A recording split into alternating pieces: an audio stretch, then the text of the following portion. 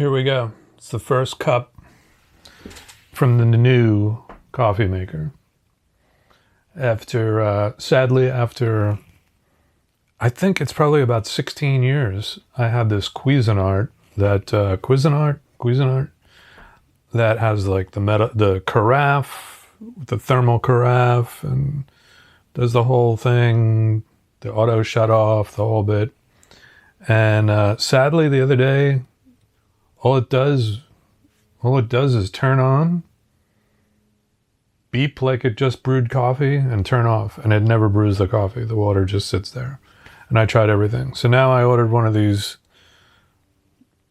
new jobbies, and I kind of cut back a little bit. The days of me making 12 cups of coffee are sadly probably over. So I got a 5-cupper from Krups, and needless to say, the coffee tastes better than K-Cups. No doubt about it. Especially my smooth Brazilian from Plowshares Coffee, a friend of mine's shop over in Harlem. So anyway, there's the update on the coffee situation. And I am drinking a fresh cup from the new Krups, which to me, it feels like there's no way in hell it'll last 15 years. And I mean, 15 years from now, God only knows what the hell, I mean, the last thing I'm worried about is what coffee maker I have, or one that lasts that long. So I haven't done a video in, I guess, 5 or 6 days. It's summer a little bit. Losing light, I guess. Okay, I'm back. You can't count on the sun these days. So yes, haven't done a video in 5 or 6 days. And why? It's summer, sort of. And I was just busy and probably not getting enough sleep. It's interesting. A lot of people fuss over this algorithm thing, and I was thinking about it. And it seems to be like even Jack Dorsey is commenting that, the algorithm is this evil thing that we created that no one knew how out of control it was going to get and all that. I think the algorithm, if you really get into the basics of it, it's always existed. It's dynamic marketing now. It responds to what people are clicking on. Not unlike the Nielsen ratings back in the day. They would take a rating of all the households in the country on what television show was being watched a lot, or what time of the day and all that. And guess what? They catered to it. They made television shows more of the ones that people seem to like. So in the 70s, when I was a kid, sitcoms became really popular. So what did they do? Before that, there was variety shows, which I don't know if anything like that exists now, but it was sitcoms. So they just made 1 million sitcoms. And if one sitcom was popular, they would make a spin-off of that sitcom. So this idea that the algorithm is running amok is just, is it the computerized version, a coded version of doing what a bunch of analysts used to do? Yes. And it's the same thing for Amazon. When you go on Amazon, if you personally are clicking on a bunch of shoes to possibly buy, the more shoes will show up in your browser. And if you click on guitar lessons in YouTube, the more guitar lessons are going to show, because they're trying to keep you on the platform. So if you're making a channel or doing a channel, even say like I am, I mean, the obvious thing is if you want to get 1 million clicks, you should be doing, or you would want to do what other people are clicking on a lot. So there's that method. The reviews, if you do gear reviews, it's kind of an easy way to get clicks, to please the algorithm. And if you don't care, or if you're just doing this for somewhat for fun, somewhat for like the core people that have subscribed to your channel, that's kind of like what I'm trying to say, is that that's where my channel is all about. Is just like, I'm not looking for 3 million people to subscribe that have nothing to do with my core ideas and what I have to offer.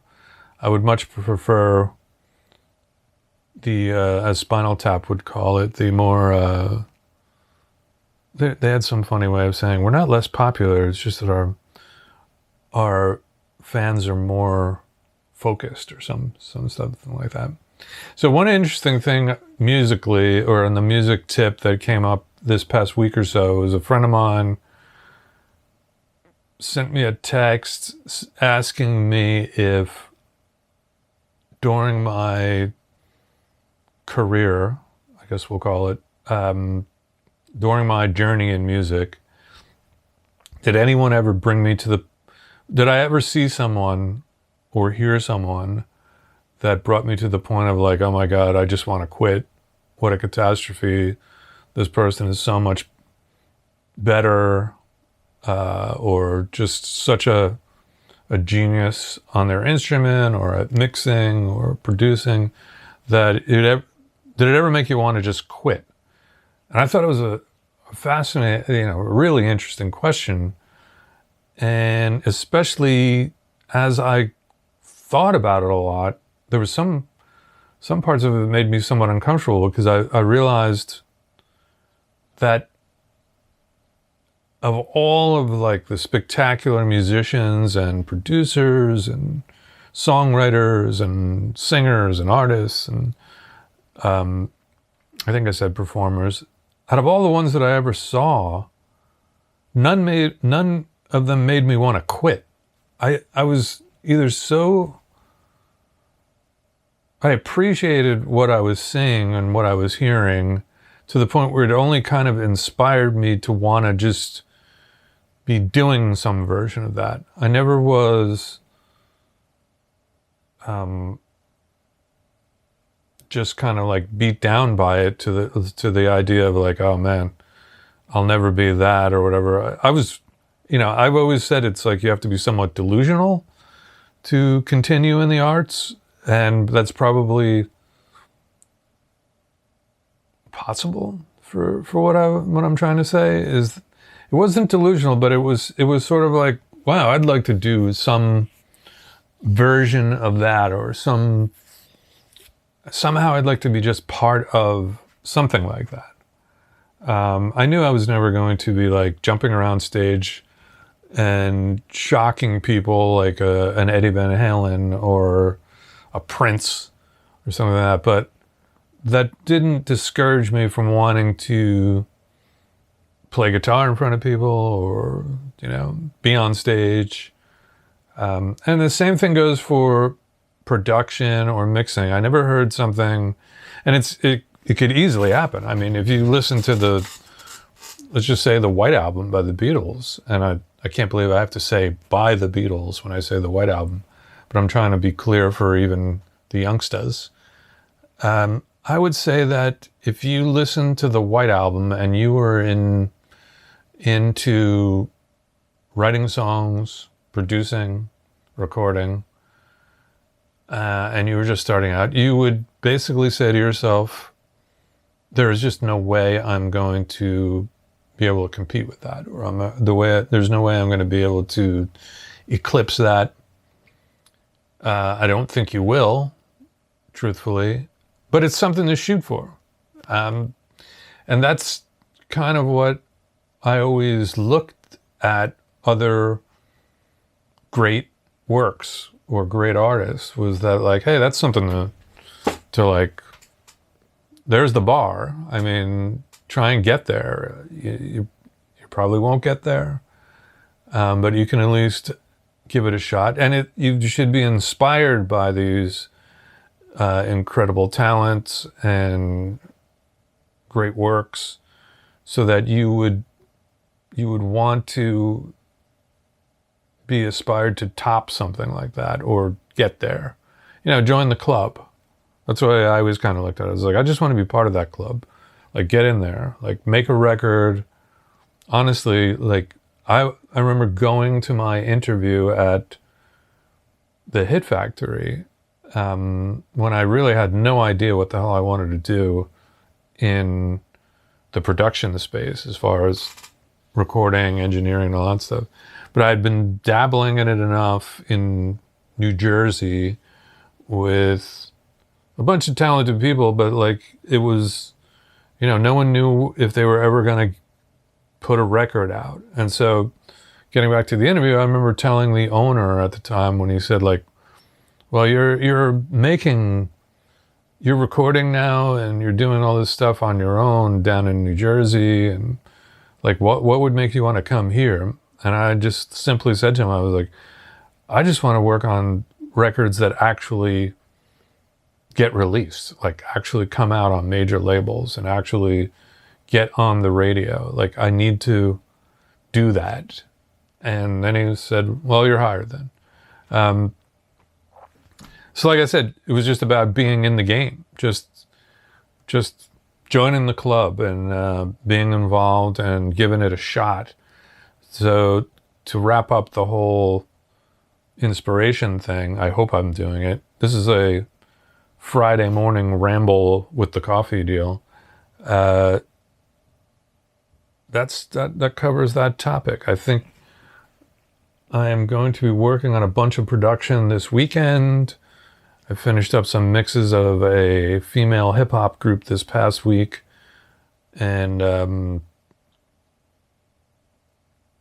that's what's going on in my summer. I'm trying to get the nerve to really have some work done on this guitar, my Hollywood Harmony, my Harmony Hollywood, which I really love, and I actually want to make it part of my recording experience a bit more than what it is.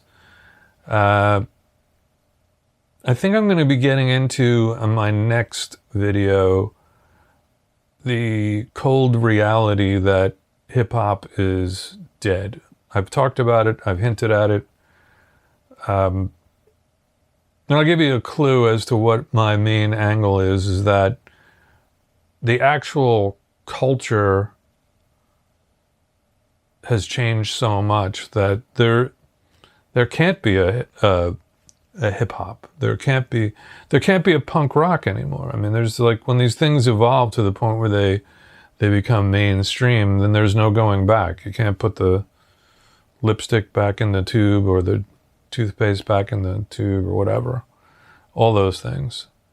That's it. I'm going to edit it. I'm going to drink some more of my new coffee maker coffee.